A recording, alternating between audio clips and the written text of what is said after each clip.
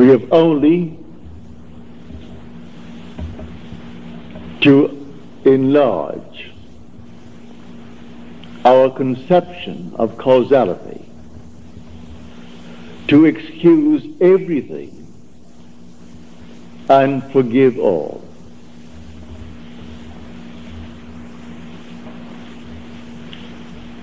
Now let me just state one little thought from Scripture first before we unfold it. As we are told in the 25th chapter of Genesis, in your limbs lie nations twain, rival races from their birth.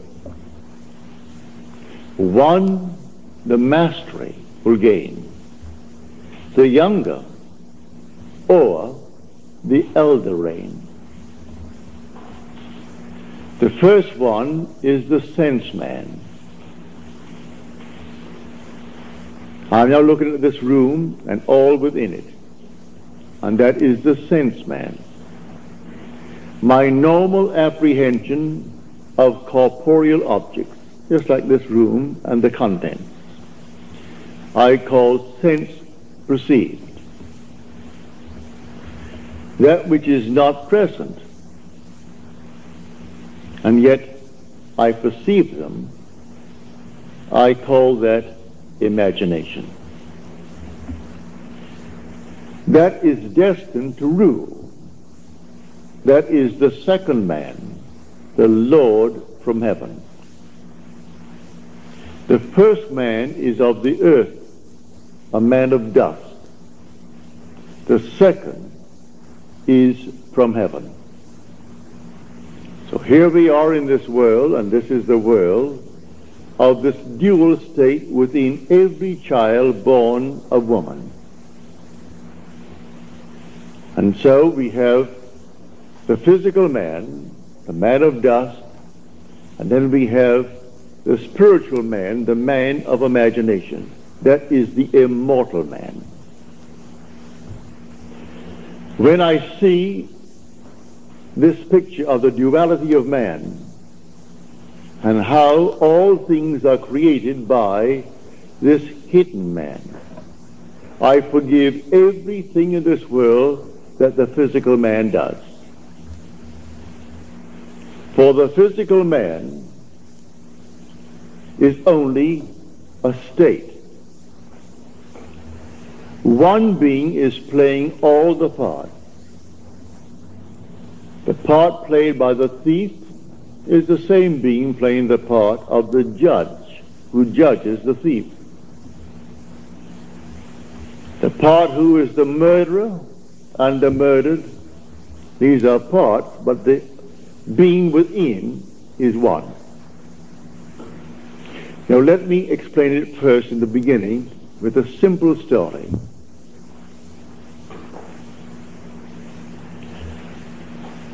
About 8 years ago, I was in New York for a month, and two of my brothers, Victor and Lawrence, came up and spent 2 weeks with me in New York City. They checked into the same hotel. They wanted to see everything they could within 2 weeks, and I bought them 14 shows. And sometimes they went even to an afternoon show. They wanted to see everything in the crowded 2 weeks. But the one thing my brother Lawrence wanted to see was the new presentation of Aida.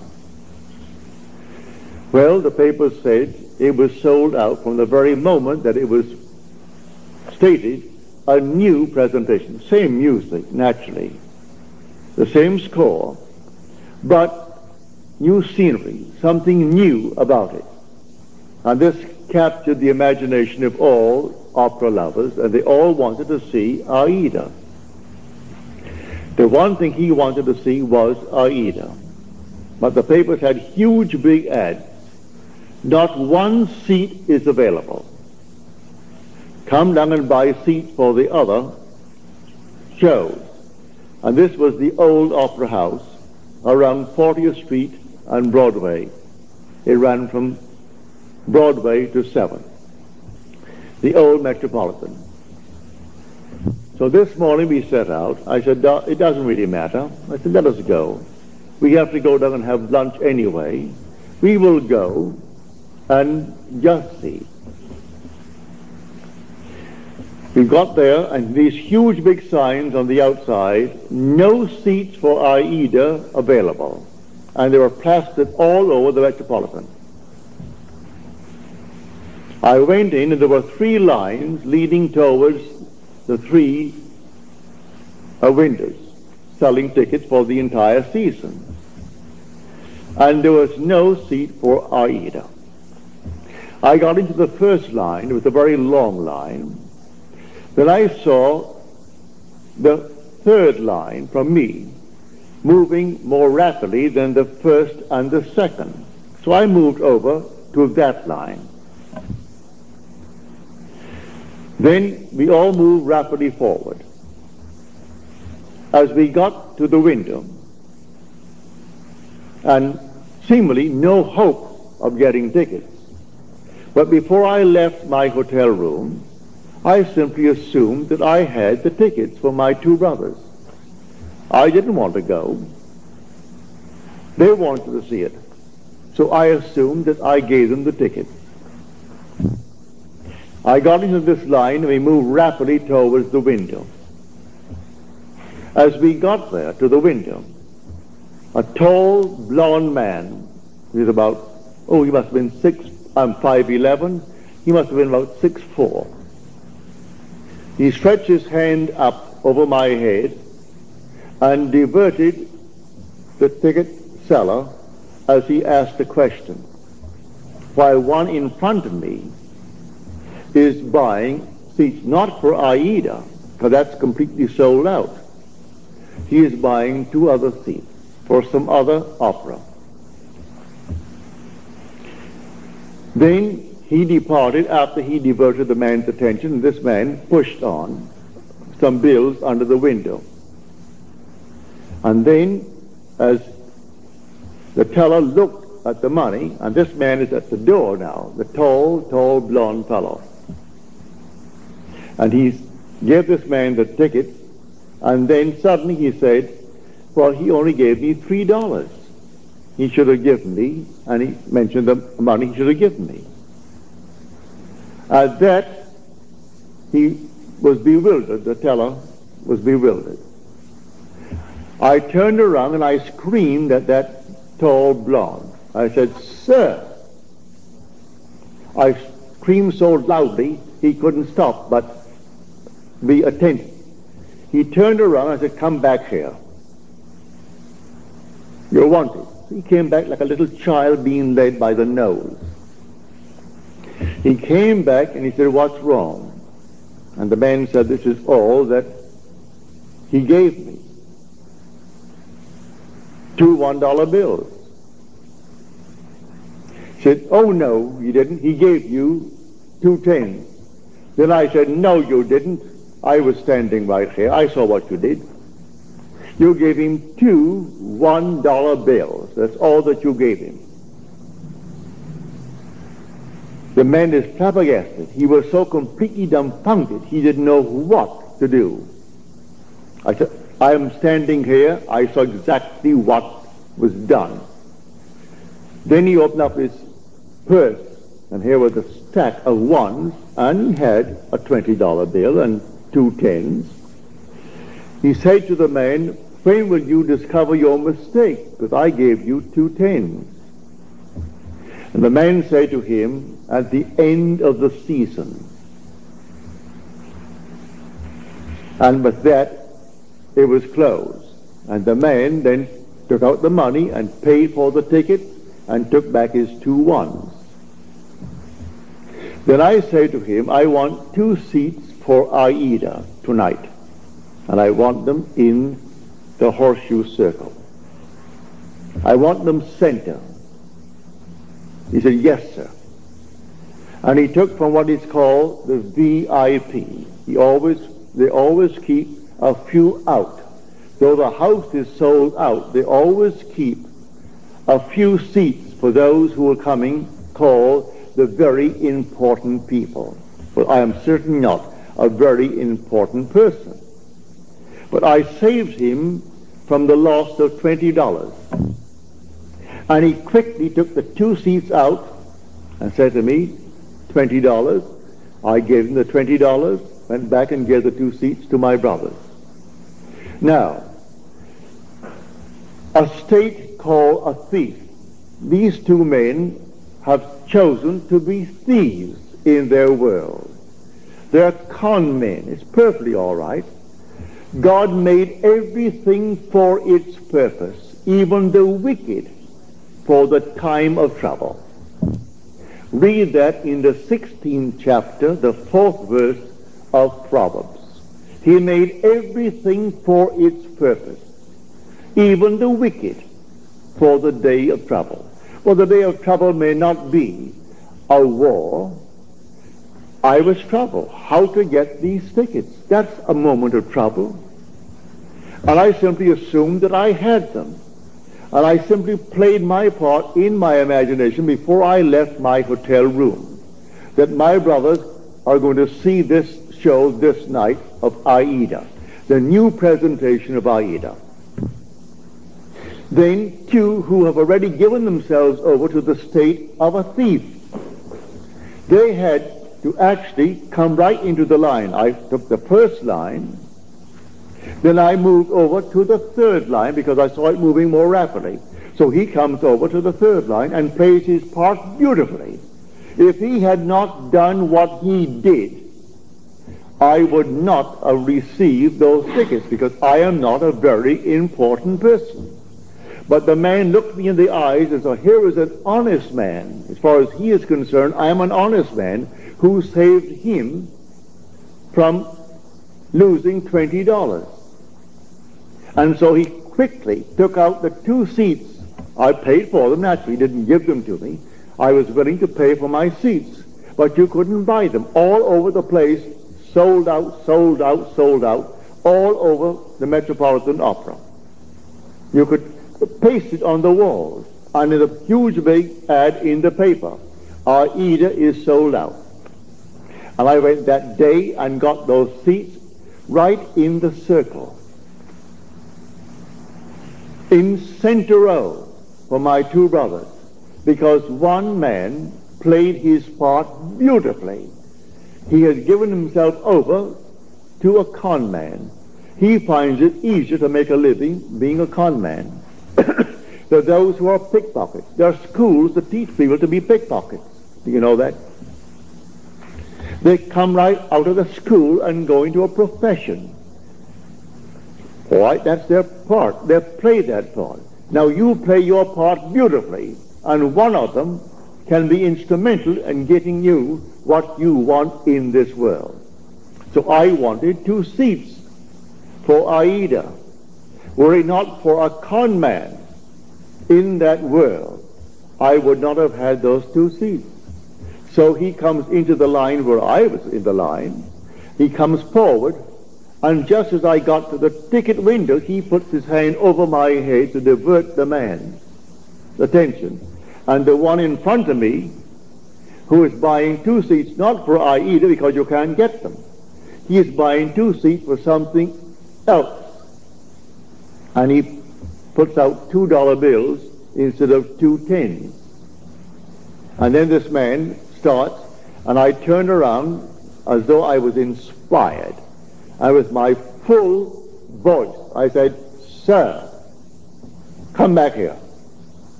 He had to come back.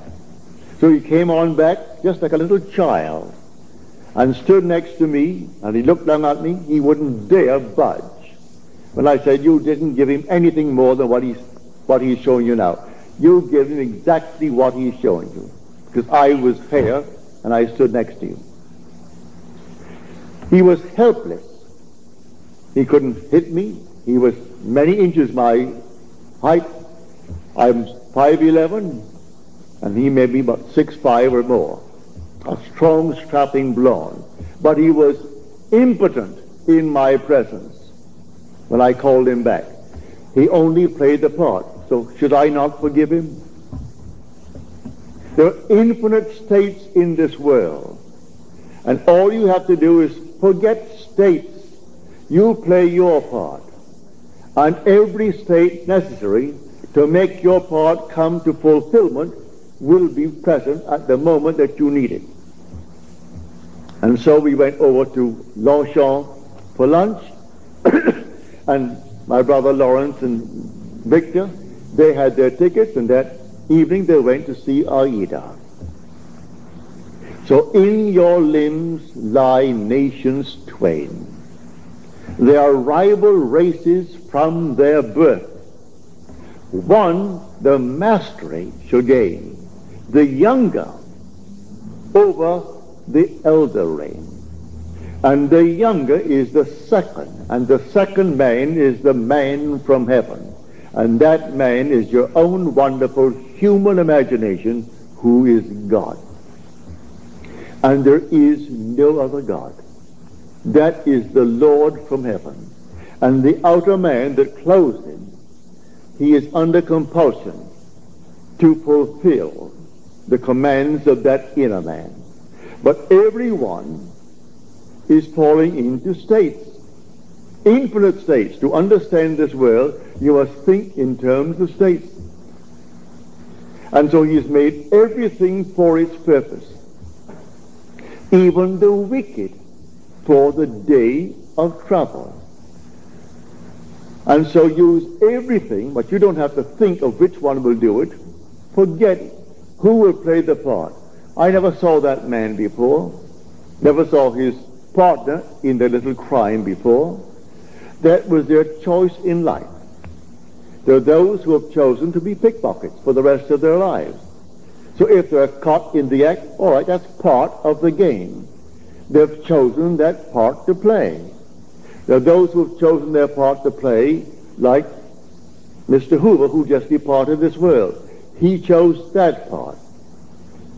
And there are others who chose other parts. Either wisely or unwisely, we fall into these things. But when the inner man begins to awake, he selects his part wisely. It's entirely up to us. So I tell you, everything in this world that you want to be, you can be, if you know that there are only states. You move into the state because the occupant of the state does not differ from the occupant of any other state. The one who played the part that day of the con man to get 2 tickets for $2 instead of $20 and go on the street and sell them for $15 and make himself a quick few bucks. The same occupant is God. God is playing all the parts. So all we have to do is simply to expand a little bit our conception of causality, to actually excuse everything and forgive everyone in this world. I forgave him because he actually was instrumental in getting me the 2 seats for my brothers. Were he not playing that part at that moment, I would not have had the seats. But before I left my hotel room, I simply assumed that my brothers had their seats and they were going to see Aida, and they came home thrilled beyond measure. So we went down, and seemingly no hope. I wasn't concerned about any hope. There were 3 long, long lines. After all, you're selling not just for the show of the night, you're selling for the afternoon show, you're selling for the evening show and for the entire season. And buy a month in advance, 2 months in advance. They're all there. And so here are the lines. And there are 3 lines and 3 windows open. And what caused me to move to that moving window? The Father in me. He knew which one is going to play what part, because they're all in states. And my fellow is fully aware of all the states in the world. And if you can play a part to aid me in the fulfillment of my dream, you'll play. And so if I need a thief, there must be a thief somewhere. He was a thief. And he played a far better part in my getting the tickets than if he were an honest man. If he came up and played the part of an honest man, then the man would have said to me, he wouldn't know me, I'm not an important person, and so we have no tickets. Don't you sign? No tickets available. It's a sellout. But it was not a sellout, and a thief made it possible for me to get my 2 tickets. So when you see this, you forgive every being in the world. Everyone. They're all playing their part. So don't condemn anyone, because everyone will be instrumental in fulfilling your dream if you know this law. It's all infinite states. But remember, you are awakening to the reality of the second man. In this room, my simple apprehension of corporeal objects, the things on the wall, did here, the chairs, the house, this thing for a wedding tomorrow, all this is preparation for a wedding. All this is, to my sense man, reality. And I think of something entirely different, and that is called only imagination. And that is the second man. Now, what do I want in place of what my senses are telling me?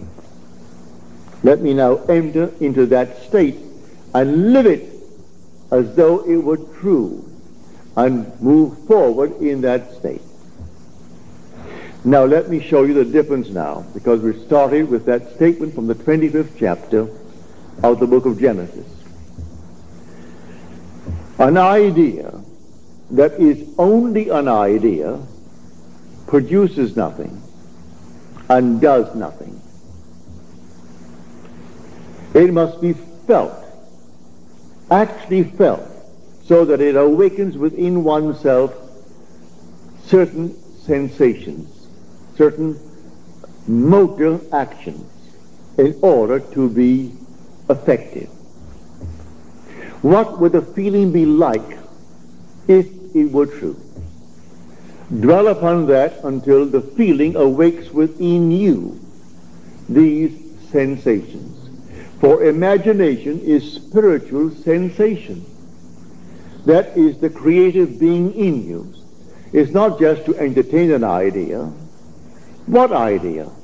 The idea must produce in you this feeling, which is a sensation, but it must be a feeling. What would the feeling be like if it were true? You dwell upon that until you catch that feeling. As Churchill said, that the mood determines the fortunes of people rather than the fortunes, the mood. The mood precedes the fortune. So what would you want in this world? Well, contemplate it. What would the feeling be like if you had it? What would it be like if it were true? That is the story of Scripture. If I could only feel that I am already the man that I want to be, that I'm already the woman that I want to be, and feel it, then it's not only an idea, which as an idea without feeling will produce nothing. Now it has everything, because in this story he said to the second man, "Come close, my son, that I may feel you." The secret is in the feeling. So Esau went out. He is the first man, covered with hair, the outer man. And Jacob is the inner man, the man of imagination, who is hairless. It isn't two little boys. These are only symbols. It's all in man. So come close, my son, that I may feel you. So he comes close and deceives his father through feeling. So the father feels, and he feels him just to be externally real. You can do it. There is no flower in your hand, but you can feel the soft velvet feeling of a rose. You can smell a rose, though it's not physically present. Try it. Try all these things with the inner man, And when you can actually feel it so that you raise your imagination to the point of sensation, to vision, then the whole thing is done. It's done in a way you do not know it's going to happen. If it takes a thief to aid you, then you forgive the thief. Should I not forgive that man who tried to rob that teller of $20 when he did for me what no one else could do? I could go to all the brokers in New York City and they couldn't get me 2 seats. I could go to anyone and they couldn't get me 2 seats for my 2 brothers. And I wanted them to have the joy of seeing the new presentation of Aida. So I went myself prepared in my imagination that I had 2 seats. And it took a thief to be instrumental in getting me the seat. Should I not forgive him for the part he played? He went to the door, this tall giant of a man, looked back at me, but he wouldn't have the courage to come up and slap me.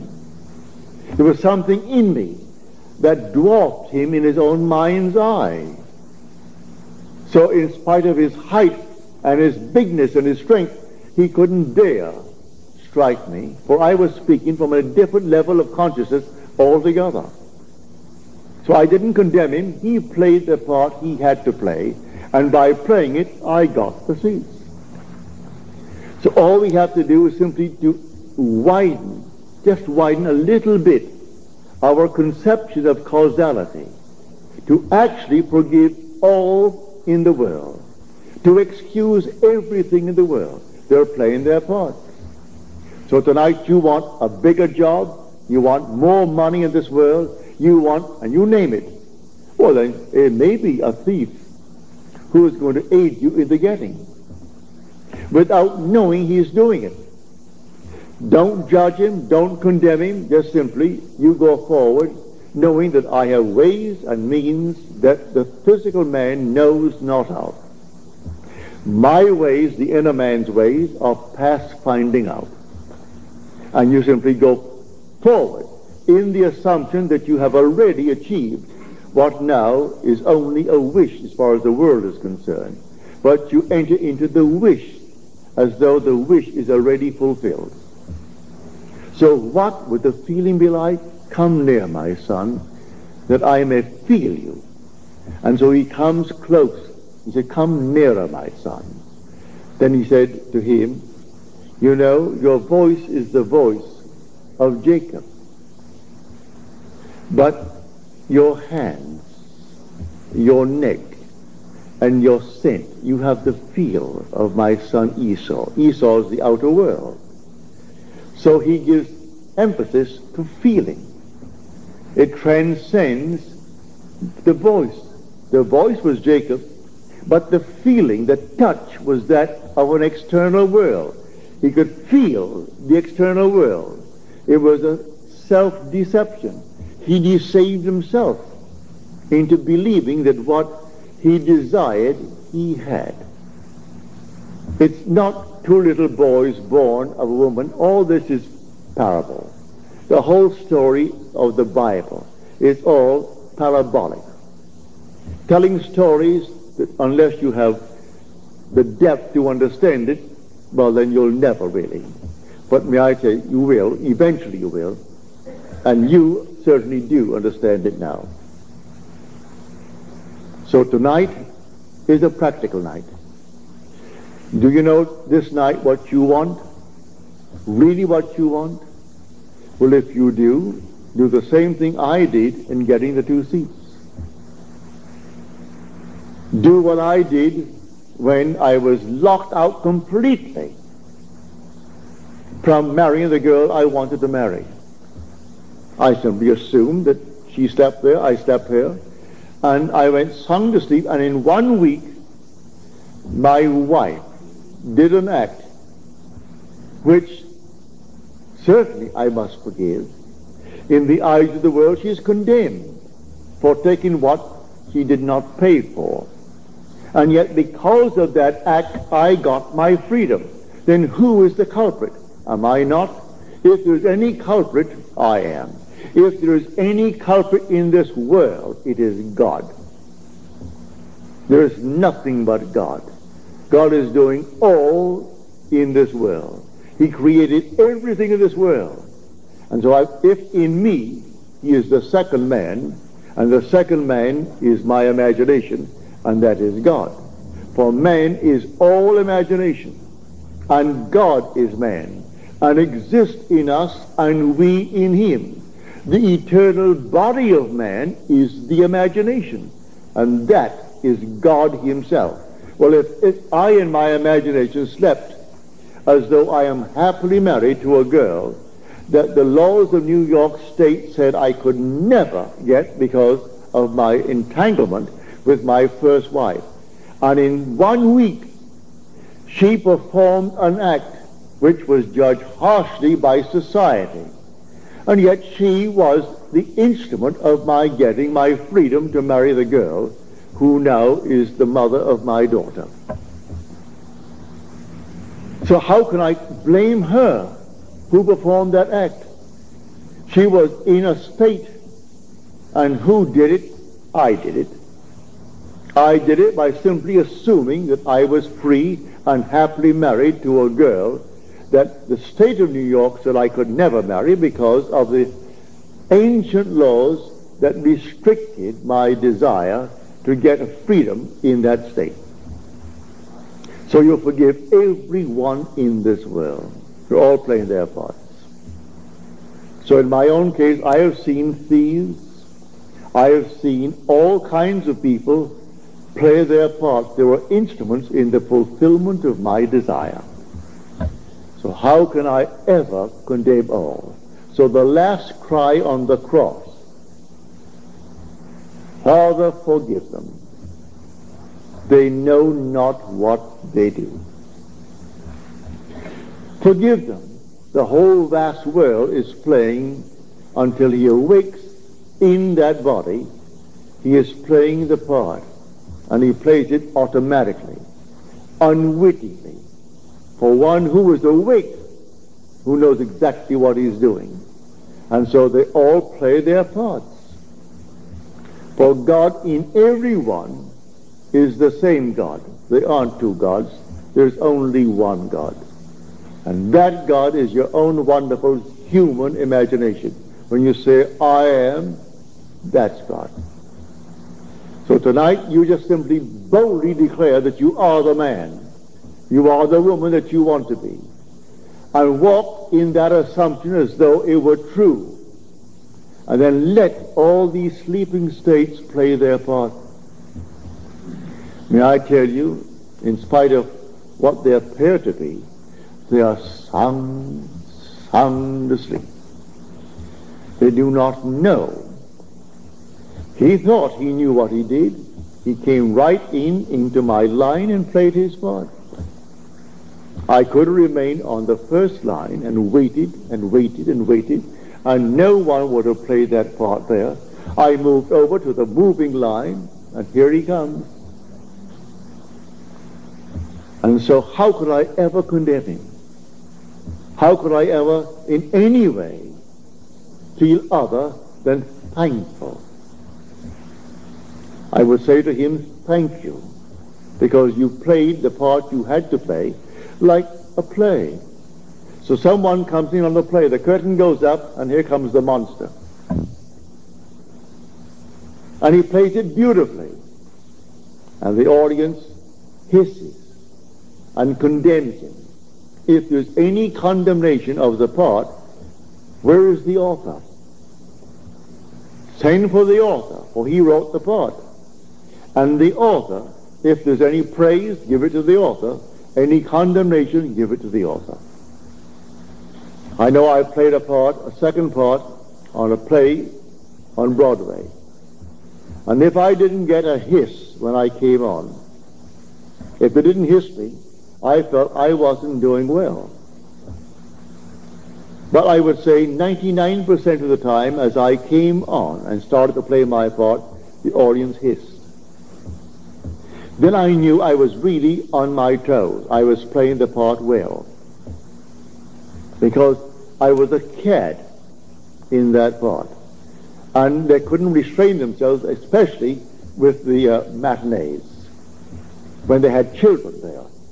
Lots of ladies and children, and they could not restrain their emotion, and they were hissing.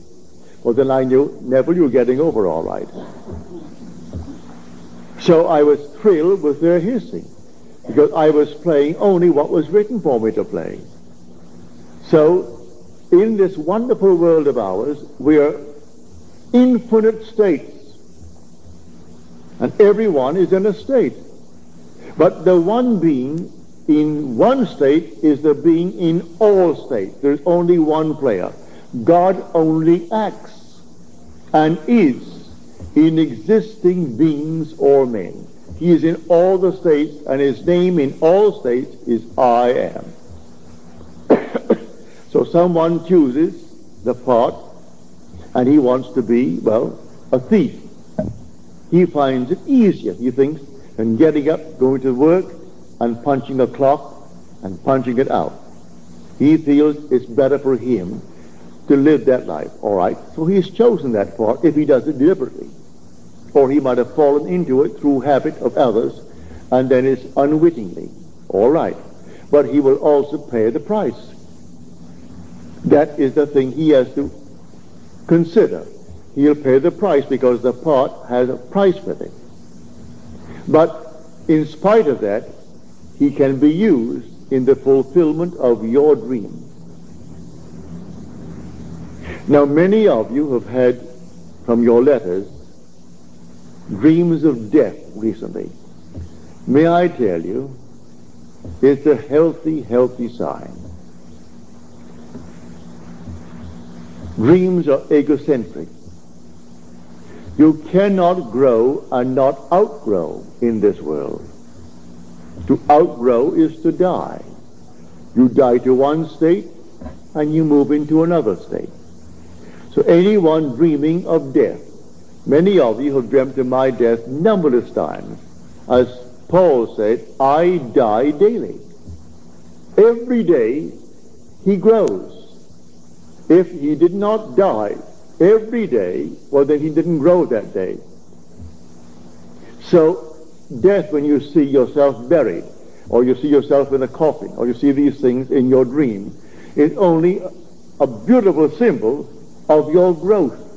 You are growing, that's why you see yourself buried, or you see yourself in a tomb.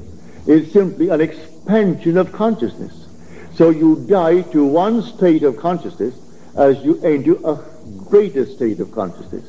So when people see themselves dying, or others say you're dead, it has nothing to do with a little physical body, because you don't die anyway. Not really, for nothing dies. It's always an expansion, an expansion, an expansion.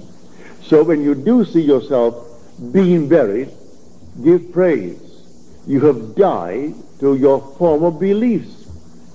And these archaic concepts that you entertain, which only enslave you, when now someone introduces you to a new idea, and you toy with the idea of accepting it, but you resist it for a while, then suddenly you see your body being entombed. It means it's gotten hold of you. These new ideas that will call you to an expansion of yourself. And so the old man dies that the new man may live. A seed must fall into the ground and die before it can be made alive. If it does not fall into the ground and die, then it cannot bring forth fruit. It simply remains what it was before. So if it dies, it bears much fruit. So don't be afraid of any vision of death. Death is the most glorious symbol in the mysteries of the expansion of consciousness. Man is expanding and expanding and expanding in this world. And one day, his wonderful imagination will awaken. And that is God. Then he sees the whole vast world as sleepers. All sleepers, and how can you condemn the sleeper? So he played his part. He played it beautifully. I can see all these things in my world where people play so many marvelous parts, and they were sound asleep, and they thought they were so alert, going to get the better of me, and their attempt to get the better was exactly what I needed to move on. Just move on. They had no idea they were playing their part beautifully. So I forgive all the thieves that came into my world. Even those who actually took from my pocket by not giving me what the contract called for. I thank them, because it simply allowed me to become all the more secure upon my own feet and not think for 1 second that I depended upon them or upon anyone else in this world. So let them go their way. They're all sound asleep, playing their parts. But this thing that happened, I would say about 7, 8 years ago, it was so forceful in my mind. My brothers thought that I was very courageous with this giant over my head to do what I did. It wasn't any courage. At that moment, I saw what he did. And when I said to him, "You didn't do it at all. I saw what you did. You stuck $2 there, and there they are. You didn't give him any $10 bills." He opened up his purse, and I saw all these ones, oodles of ones, and then a 20 and a couple of 10s at the side.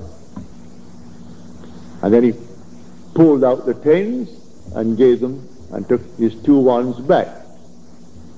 And then he went back to the door with the other partner of his and looked at me as though he could have killed me, but he didn't have the guts to hit me. He couldn't. If I were that big, he could not have struck me, because I was speaking on an entirely different level. And on that level, when I knew I was going to get my seats, that's all that concerned me. Here comes the 2 seats. And the man said, "Yes, sir." He treated me as though I stood before him as the president. And he thought, now here was an honest man who saved me $20. I'm only playing the part. I only wanted 2 seats that night, because that's all that my brothers could give, because I had all these seats bought for them. All the shows on Broadway at the time within 2 weeks, and they went night after night, and matinees and everything else. Got it right up to their heads in shows. So I'm telling you, if you know of this dual being within you, in your limbs lie nations twain, rival races from their birth. One the mastery will gain, the younger over the elder reign. Now see that younger one actually reigns, and the younger one is your imagination. The older one is your sense man. The facts, these are the facts of life. What is my bank account? And I owe more than the bank account has in it now? Well, now that is Esau's judgment. Now, Jacob puts in 50 times what is there now. In my mind's eye, I have deposited 50 times more than is there. How it's going to happen, I don't know. I don't know any more than I knew that day when I started off with the Metropolitan Opera, how I'm going to buy seats. When the papers tells me you can't buy a seat, huge big ad, save your time, don't come. All other seats are available, but not for Aida. And I go down only for Aida, and I get them, because of a seeming thief played by the part of God. For God plays all the parts in the world. There is nothing but God. And say, I am, that's God. That is the Lord Jesus within you. That is your immortal being that cannot die. He cannot die. That is your eternal self when you say, I am. Imagination is not some vague essence. It is a body, a reality, an infinite body that is so perfect when it's awakened that in its presence everything is made perfect. But while it is awakening, it exercises that power. and draws into its world everyone that can play the part for its fulfillment of its dream. So here, I hope you heard it clearly. I hope I made it as clear as I can, because tonight should be a very practical night. That you will go out knowing who you are. You are a dual being. But the first man is of the dust, and to dust he returns. That is the man of earth. The second man is the Lord from heaven, and he cannot die. That's your own wonderful human imagination.